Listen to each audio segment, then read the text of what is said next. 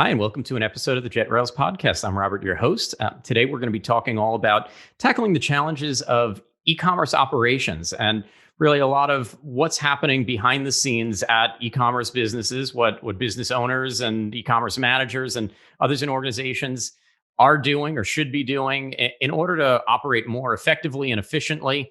And so, with no further ado, I'm going to introduce our guest and let him say a little bit about himself. Chad, with the Skubana team, would you do the honors of telling us a little Sure. about yourself? Yeah, absolutely. Thanks for having me. Excited to share any wisdom or nuggets that I possibly can with your audience today. Background, I mean, I've been in e-commerce for over a decade now. Started off in with my own business, manufacturing filters and home appliances, selling direct to consumer across many different channels, roughly about 10 to 15 of them. So multi-channel operations. We also utilize a fulfillment center, a 3PL.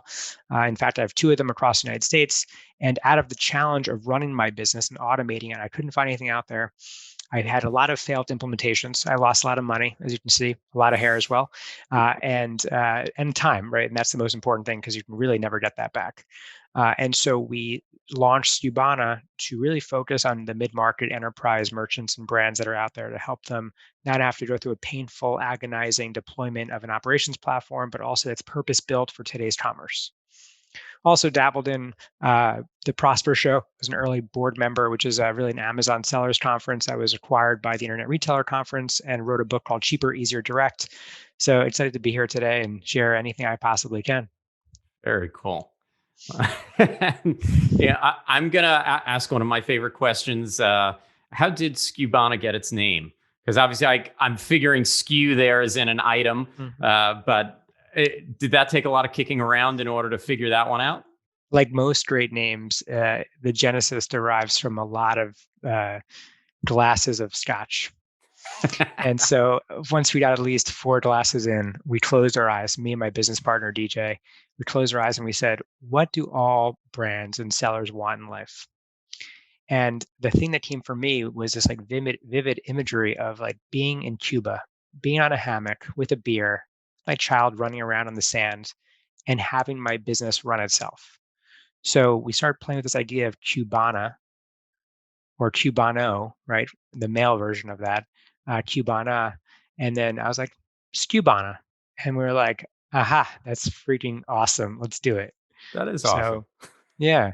Yeah, and so we launched, and it wasn't like a if I right, the sort of IFY last name. I could have been like Stubanify or something like that, but like that was played out, and we just started a new trend. And hence, we were talking just before this call. We were talking about like the fedoras, the Cuban fedoras that we were giving out at the Internet Retailer Conference 2 years ago. That's really really paying homage to the name and to the Cuban culture. That's really cool. I mean, I'm here in South Florida where I get a taste of that culture regularly, um, but there's something to be said for that. And it's funny that I was listening to a podcast the other day about how Cuban culture for a lot of American households got introduced through the I Love Lucy show, and uh, which really became such mainstream Americana. And sometimes it's fun to have a little bit of real flavor into things like that. I mean, I'll admit for anyone that's seen the video from our podcast that I've got this teal paint in my office, and I was going for this vibe that I really figured if I was going to be in here all day, I wanted to be able to imagine that I was out in the Caribbean somewhere and just kicking back a little bit, and that it would make it a more pleasant experience for everyone. That it had nothing to do with Jetrails colors or anything else in particular. It was just that this is what's going to chill me out as I work on technical documents and help out partners and do what I do. Mhm. So sometimes something just has to strike you. It has to feel right. That's really, I like that. Now, there you kind of touched on that. You tried some other platforms. You didn't have good experiences. You lost time. You lost money. If you had to peg a specific at the time feature set going back 10 years, was there something in particular that you found that at that time, because I'm sure things have evolved since, but that the market was really missing? Something that these other platforms just really all didn't have a leg to stand on for? Yeah. A couple of things. One is obviously a decade in e-commerce is sort of a lifetime in retail. And a lot of these platforms were built for a newbie seller in mind, right? A very amateur or their entry level platforms, sort of like trying to cut a steak with a butter knife. And so they weren't built by a brand or merchant, right? Like it wasn't the framework of the platform. It just somebody had an idea or they had an MBA and they went to go solve a problem. This was actually us dog fooding the business, meaning I had my problems. I experienced them real time and I needed these problems solved. And I knew exactly how to navigate that with my business partner who essentially architected the platform. So I think that's the first piece is like the technology was just like, again, built incorrectly. And I think that was the start of it. And of course, as merchants and brands have grown, these like digitally native brands have started off as being just direct to consumer because of just the market conditions in general. They've sort of blown up into being direct to everywhere. And with that comes a lot of complexity.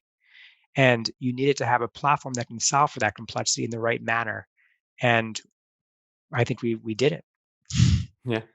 Well, and I think that's a common theme in the e-commerce world that all of the major software integrations that I've come across through the years, and I've spent a lot of time on that side of the industry, it you're connecting things that weren't built for e-commerce users. So whether they were CRMs or accounting suites or ERPs or point of sale software for in retail stores, these are things that were built for brick and mortar. They were built for wholesale channels that dealt with phone orders and faxes and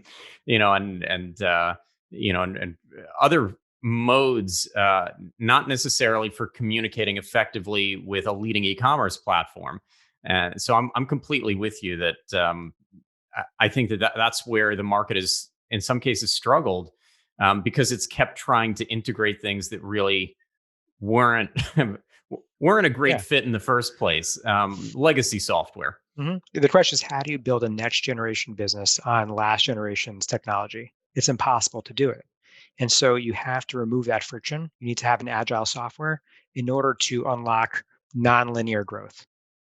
Yeah, and so thinking more about the individual problems that this leads to in the case of operations and what your team solves for, Yep.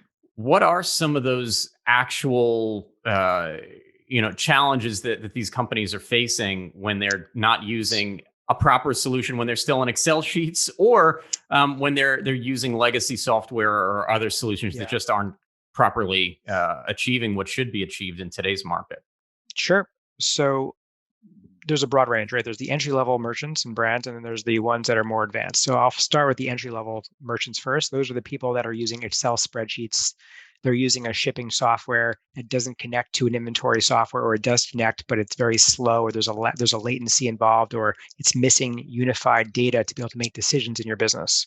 So when you're using all these different softwares and it's not unified, nobody's on the same page, right? So you need to have, there's this notion of you have one analyst using this software, another analyst using this software, and to actually run a systemized business, it requires use everyone on the same page using the right language, the same language.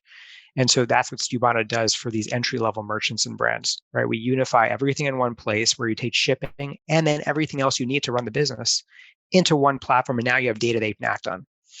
When you look at these mid-market enterprise level brands and merchants that are doing e-commerce and they've been doing it for a really long time, sometimes they're growing out of these entry level softwares, or they're growing out of a low level competitor that Skubana has, and they want more to thrive. And so these brands and merchants are looking at a big build like NetSuite or SAP or Microsoft Navision, right? These businesses were never built for e-commerce. In fact, there was no e in commerce when they first even developed the software. So they try to they buy this Ferrari and nobody knows how to service it. Nobody knows how to drive it. And you're stuck through this agonizing, painful deployment that goes 3x or 4x above budget. And whereas Skubana is a 3-week deployment cycle, right? Our implementation is 3 weeks to get on board our system. We have solution engineers in-house, so we're really crushing the way people are viewing how to run their business and what are the tools or the systems that you need to run it, even as you get to the later stages of your own brand Yeah. or your Now, this is e-commerce a store. pre-recorded show, but I can hear some listeners pretty upset that you can deploy something like Skubana in 3 weeks, given what they've been through. Yeah, I mean, NetSuite, a year and a half, 2 years, Yeah. and the sales team is so good though that they sell you on the bare bones, and then suddenly there's a reseller, there's a consultant involved, and now suddenly you're 3 or 4x above the scope of whatever you needed initially. Yeah, I mean that's the And model with a lot of big software. When you think of something like Salesforce, it's not just the licensing fee; it's the amount of customization that you need to really get your money back out of the software within your organization. yep, yeah. Yeah. Uh, so what are the major feature sets that you wound up focusing on as Skubana came about? I imagine that there was a core of features, and that since you've continued to expand just a little bit further. Yes. So my issue when we first started Skubana was I was just overselling inventory, and Amazon doesn't talk to eBay. eBay doesn't talk to Magento. And so I was just overselling inventory and not providing a delightful customer experience. So initially, I just wanted an inventory system. I was like, that's the meat and potatoes. That's all I wanted. And DJ, my business partner, was like, no, you need to, because there's an extra E now in commerce, you need to actually combine shipping, the order management system, and the inventory management system together. It'll reduce latency, and you'll be able to pull in the shipping cost of that, whether it's a 3PL or it's a shipping software like that we've built internally. Pull in that dollar value. Now you can actually plug that into our analytics module and have real time business intelligence to like move your business beyond where you ever imagined. And so um, we built orders, which is everything after the checkout, right? So orders, inventory, forecasting, demand planning, profitability diagnostics, all in one platform with an app store that helps you add strength to the platform with the click of a button. Hmm. Uh, we just had one of our most recent episodes was about Black Friday and Cyber Monday and the holiday shopping season, Q4 2020. And it strikes me that one of the challenges that we chatted about, or that I chatted about with our guests, had to do with returns. And it was pointed out that you don't even know at this point. It's we're now toward the end of January 2021, and you don't know exactly where your balance sheet sits because you haven't taken into account returns. And that so many marketers and so many brands focus so much on return on ad spend, on ROAS for marketing campaigns, without taking that kind of data into account. So I can see easily uh, where these sorts of things are really difficult when the information is siloed, when the right people don't have access to the right data, and they're working on some form of assumption, or just perhaps misinformation about what the true winners and losers are across a business. Yeah, and just to piggyback on that, right? Returns is one aspect, but let's peel back the onion a little bit further, right? Let's let this flower blossom. So you have returns, but on top of that, let's just say you're selling across 5 different channels. You're selling across Target, Amazon, you're on Magento, or perhaps Shopify or BigCommerce, right? And maybe you're on a few other long tail channels. So as you're actually processing these orders, QuickBooks or NetSuite, they show you your revenue, they show your expenses, and they show your profit. They don't show you why you're making or losing money, specifically what SKUs on what channel. And so we pull in all that information so you actually have the why, which is the most important part of it, is you know exactly what SKU, what channel is your winner or your loser on. And if you're losing money on that channel, how you can just write the ship to make more money and increase your contribution margin of that specific SKU on that specific channel, or just liquidate it. And so I think that kind of operating profit per SKU, which is to me the holy grail of what every e-commerce merchant wants, they can't get it out of these clunky softwares, but you can get it out of Skubana. Just an example. Well, how much might you spend with a consultant with one of those clunky platforms to be able to pull that one report? Yeah, that's on top of it. Correct. Yeah, no, that makes sense from my perspective. I think that that's where a lot of businesses struggle. We see the same at Jetrails, where they don't a lot of businesses don't have a good understanding of how their loading speed is impacting their overall revenue. And we can pull reporting for them based on Google's data on where their speed is at and what that's costing them. There are all sorts of things that uh, often they just go neglected because merchants don't have the data at their fingertips. They don't have a pulse on some of these things that they really they can be extremely impactful to a business. So, And uh, Robert, when you say loading speed, are you talking about the website load time? absolutely about different Got it. page load speed. By the way, that is fundamental, so important to not only getting uh, someone to actually convert on your site, but also for SEO purposes as well. Like I can't focus on that enough. When I talk about it, people think I'm just nerding out, but I'm like so focused on speed. Yeah, and it even has an impact on some of the ad campaigns. So platforms like Google Ads, they use the page speed of your web pages when they're factoring in page scores, which are going to have to do with how much you're bidding and how often your ads are being shown in what position at what cost. And it- you know, sometimes some of these things, when you actually do the math on what a slow or slower than it should be site is costing you, it's not just your conversion rate, which it's absolutely impacting, but absolutely it's stopping you in some cases from earning the shoppers foot traffic into your website, so to speak, from getting them to the site in the first place. So a lot of these things, uh, there are these interconnected webs within e-commerce of how one thing bleeds over into another, one thing impacts another, and that's where understanding your data and having the right solutions in play, it absolutely makes a lot of sense. Now, you mentioned Amazon and eBay and certainly some of the major e-commerce platforms. Um, Are there others that any up and comers that you've seen? Anything else that you see really coming about, or we mainly see the big ones continuing to take up most of the market share. I think it's gotten a lot harder for new players to really break in with any major market share, with any exponential growth. That Yeah, you've got your Magentos and BigCommerces and Shopify's and I Amazons of think the world. most importantly, as a brand, you want to be where your customer lives or where they are, where they shop. Wherever their eyeballs are, that's where you're going to get wallet share. And so for me, for specifically on my home appliances and accessories business that I still have today, but that is automated with Skubana, we are selling on Home Depot, we're selling on Wayfair, we're selling on Overstock, we're selling through those marketplaces that people don't even know exist. Google Shopping Actions, for example, is another one that is Google has converted a lot of their PPC into actually a referral commission share model where they getting where it's more important to get a conversion over just a click, and they're making money on the actual sale itself. And I think for each business it's very different.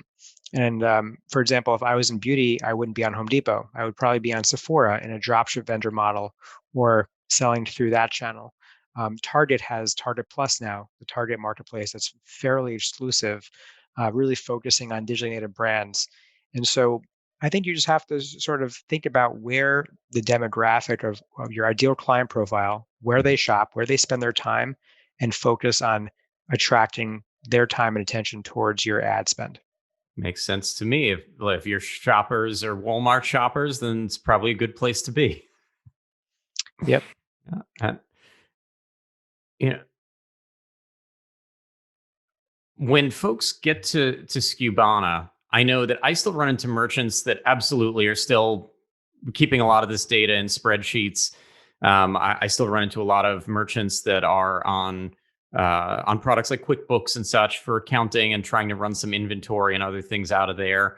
Do you find that there are particular platforms or situations in which people are more readily upgrading and getting onto a more modern stack? Is there any sort of I don't want to ask you anything too proprietary, but any sort of an audience that is moving faster than others? I think in the last year or so, we've all seen a lot of merchants making a lot of upgrades to a lot of things because they needed to catch up with Hmm. uh, with curbside and in-store pickup. They needed to catch up with the end of life of Magento 1. They needed lots of things happening, of course. Any trend lines that you're noticing? For sure. On our website, we have a good friend at Skubana and also client is Tushy, and they make these bidets. And so during the pandemic, uh, obviously there was a run on toilet paper. People couldn't get TP, and so what they did was they really wanted bidets to, and so this company blew up. And as you're reaching a certain escape velocity and as you're scaling really quickly, one of the fundamental pillars of Skubana is really complexity. So the more complex, the faster you're growing, the more things are breaking, and the more we thrive because we actually can actually help you overcome those complexities and do it in a very uh, beautiful way, um, and an efficient way as well. And so they needed to ship directly from Hong Kong or Asia directly into the United States and pivot super quick into a different third-party warehouse to get their merchants what they needed and to delight them. And we were able to accomplish that. And we have that case study on our website. So that's one example. I would say that the rising tide of the shift of spend to online retail from offline retail, sort of the rising tide lifted all ships. Like we had our best year ever. I think a lot of our brands and merchants had our best year ever.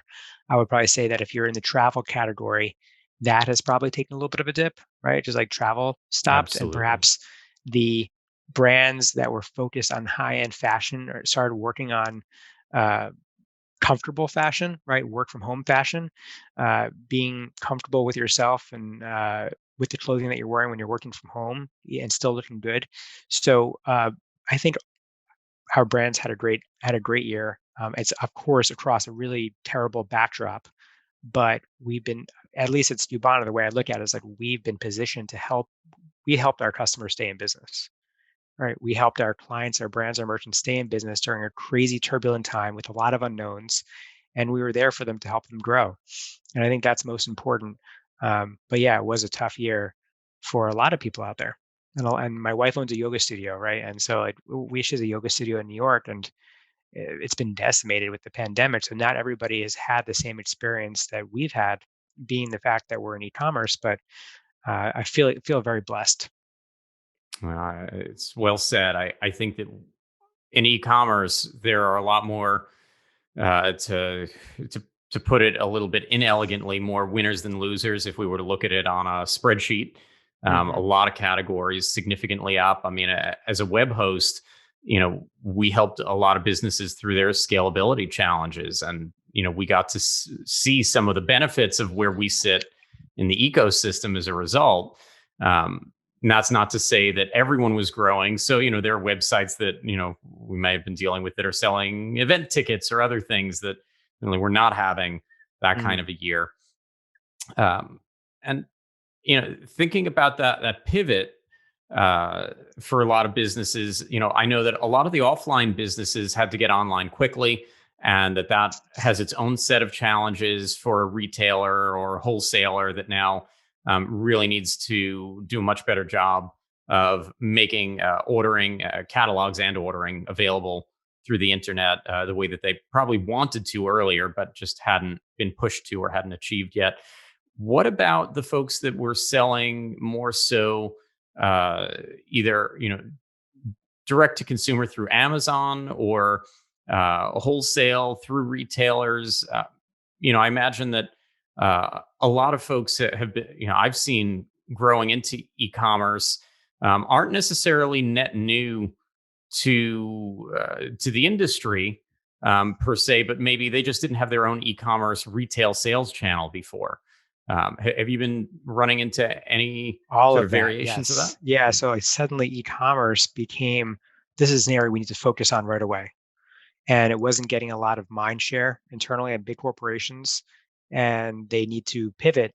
And they're using these legacy technologies that I'm talking about where they can't. It's just for them, their technology just leaves them in a muddle. So they've been discovering Skubana through their RFP process, and we've been helping them. So yeah, we've been seeing a ton of like traditional retailers making the move, embracing e-commerce as an actual channel, and really putting a lot of mental energy into winning market share in the e-commerce world. Yeah. And that's trickling over, by the way, into Amazon as well, because Amazon was like frenemy to a lot of retailers and sort of people didn't want to embrace it. And now, obviously, Amazon being 50% of e-commerce share in general, of transaction share, they're now like, okay, this is a channel we need to optimize and start selling through. And you're seeing ad spend crushing people on specific categories, just now like big companies who don't have to worry about this budget are going crazy, which is increasing the advertising cost of sale for all those that are actually in that specific category. Yeah, well, and it stands to reason that look, I watched from the early days of platforms like Google Ads and lots of others where the cost per click was relatively cheap, just like SEO. The competition wasn't as fierce. You could rank with a new site relatively quickly compared to what we experience today in a much more full market, so to speak, online. That having such fierce competition, that having already so many others vying for the same rankings and the same shoppers and the same customers, it brings its own challenges to the internet. And I think that that's where you have to have your sharp margins. You have to be really operating efficiently. You have to be able to pull apart your winners and your losers, uh, and really get it right, because it is more competitive. And when people are shopping somewhere like Amazon, I mean, I always think of it as, whoever's selling the item the cheapest is going to get the buy box, that, Hmm. or a similar item. That it's much more of a commodity play. They're not really your customers; they're Amazon's customers, and they're going to find what they're looking for. I mean, there are some cases where they're looking specifically for a name brand, but in a lot of others, they're very flexible. I think 70% of the search volume on Amazon today is actually not name brands. It's just the generic word. I'm looking for tinfoil. I'm looking for a water bottle versus a name brand. So I think you're seeing a lot of brand equity being diluted, specifically around that, because now people shop based on reviews and ratings and what Amazon gives them on the first page in the discovery process. So yeah, you're seeing a lot of that happening right now. And just to address, what you're speaking about profitably earning that customer's business in 2020, what I saw in 2020 was a lot of venture capital spending a lot of money to invest in these direct consumer brands. And like all people cared about was top line revenue. So 2020 to me was like the year of revenue. 2021 to me is the year of profitability. Now people are really starting to smarten up and say, okay, what is the lifetime value of our customer? What's our cost of acquisition to get that customer? How do we increase that over time? How do we actually make sure that we're profitably making money and sustainably scaling the business amidst a pandemic? And it's no it's no small order. It's a big challenge to be able to look. Building a business that drives some revenue is one thing. Being profitable is quite different, as a lot of us in tech know. There's Yep. a lot of really popular tech brands that are yet to turn a profit.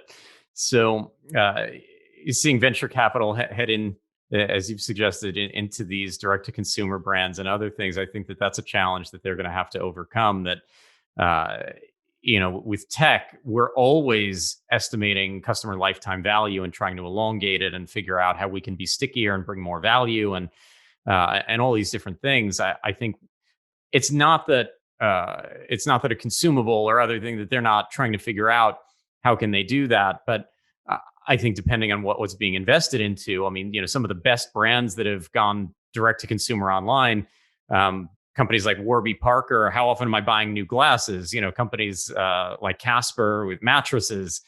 How often am I replacing my mattresses? There are challenges to some of the models. I'm sure that some of that knowledge isn't lost on on investors. Um, but I'm going to circle back for a second, because we've talked about a lot of sizes of merchants. How big do you think a merchant typically needs to be before they're going to start really running into these challenges? Is it about the number of products that they have, the amount of sales or revenue that they're having? Is it is it about some other metric that is kind of the breaking point when they start to really feel the pain of of still being in spreadsheets or still using legacy systems or otherwise not being uh, analytical enough and nimble enough in the market?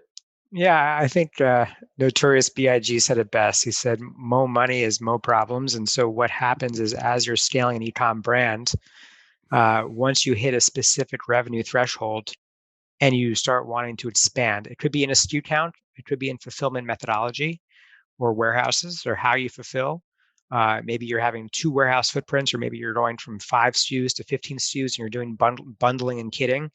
But regardless of that, what we see at Skubana is typically at about $2 or $3 million. That's really when the problems start to arise of revenue, and it goes all the way up from there. And then on the flip side of that is you have these big brands that are trying to embrace e-commerce right now and trying to figure out, okay, like how do I sell direct consumer? I can't do it on my green screen technology that I have from 1972, so I need to upgrade. So I think you have two different things that are happening, but it comes down to the fundamentals, which is just complexity. The more complex, the more money you're making, the more SKUs you have, the more channels you have, the more fulfillment places you have. That's where Skubana becomes powerful. Uh, it certainly uh, makes sense. And, you know, I don't often on the podcast talk so much about partnerships, but it's what I do when I'm not taping podcast episodes. And I think it's particularly interesting. You know, you talk about systems like, you know, Microsoft Dynamics Navision, you know, Nav and others. I don't imagine that those teams are spending nearly as much time uh, working on their own integrations via APIs and working on solving problems with others in the e-commerce ecosystem. Uh, the way that a team like yours might be. How has partnership really impacted what you do and how you operate? Partnerships is a very great channel for Skubana specifically. One is because, like I mentioned, we have an app store. So the app store helps us add strength to the platform and bring best in class softwares into the mix where we don't actually play in that space. So I think that's a very important piece of it, is the technology integration that we have in the app store. And then B, when it comes to partnerships, I think about like what's one step removed from Skubana in the e-commerce world. So it could be a channel like Amazon or Walmart or eBay or anyone else, or Target, or it could actually be like a 3PL. So we have a really symbiotic relationship with fulfillment centers because essentially they kind of go hand in hand. Skubana as an operating system and a third-party fulfillment center. You need, if you're moving to 3PLs, you need an operation system. If you have an operation system and you're considering fulfillment, 3PLs are always part of that conversation. Cool. And, you know, I'm going to pick your brain just a little bit before I let you run for the day. Uh, Anything new coming down the pike? Anything else interesting or exciting crossing your desk? Interesting, exciting. I mean, I, everyone loves shiny objects. And Skubana certainly is, back in operations and automation isn't the most sexy thing to a lot of people, but to me, it's one of necessity. It's not a luxury. And I just love shaking what our mama gave us, right? I want to really focus on making our clients happy. And once they have that outcome, it'll be a great outcome for everybody at the company. In terms of things that I'm seeing right now, there's a lot of buzz around we talked about 3PLs. There's a lot of buzz about 4PLs. Are you familiar with the 4PL? I'm going to have you educate our audience. So I'm going to play dumb for a second here. Got it. So like it's like 3PL or 3G, 4G, 5G. And so you're seeing 3PLs, which are fulfillment centers that we have really good relationships with. Let's just say it's Ruby Like, has, or Shipmonk, for example, will be another one. Now what you're seeing is, instead of the fulfillment center owning the underlying asset, the warehouse, mhm. they're saying, hey, we're going to go find these fulfillment centers. We're going to white label them with our own brand, and you'll be able to use their idle space, almost like an Airbnb for fulfillment warehouses. Makes sense. So we're going from a third party fulfillment and logistics to a fourth party logistics center where, you know, it's on demand. It reminds me of what we do with AWS, where, you know, we have our own servers and out in Chicago, and we host lots of our clients on bare metal that we manage, but we use AWS where, you know, you don't know exactly which rack somewhere you're actually using. Mm. Um, you're leveraging a network that's already up and running, and so you're not responsible for all of that infrastructure. They handle it. It's so interesting that so many facets of technology and the e-commerce industry as a whole are running into that paradigm of, you don't need to own it, manage it, pay for everything all the time, that we can have more of this shared economy for it. Even in some ways, the way that I think about open source, you don't need to code everything yourself, that we can do this as a community and maintain it together. And, it's an economy that scales much better Hmm. than everyone out there responsible for all the costs by themselves. Uh, so that's particularly Yeah, interesting. I yeah, haven't been seeing it's as much. interesting. I'm reading more about folks building these brand new pristine fulfillment centers that they're not going to be using directly, that they're going to be leasing out in this sort of a way, Mm. like they're perceiving the demand. Uh, but There's a that's lot of interesting. money going into this right now, Yeah. into this 4PL model. Now, interesting though, being a brand and merchant, also working with brands and merchants who are always suffering from the pain of working with these fulfillment providers that never deliver on their promises, that overpromise, they underdeliver, they make mistakes, they contribute to a lot of their returns. They have no customer support. It's going to be interesting to see how these 4PL models shake out. There's a lot of money being put into this right now, and I'm curious, and I wonder if how sustainable it'll be, because people want to be able to be nimble and agile, to be able to move. Like we're agnostic, so Skubana is agnostic to any. If you use one 3PL and you want to move another one, you can quickly shift resources very, very quickly, and plug into those resources. But if you're tied to a network and you're also using software that's tied to the network and you can't sort of unlock that, right? It's tethered together.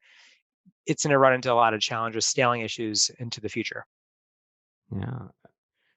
Yeah.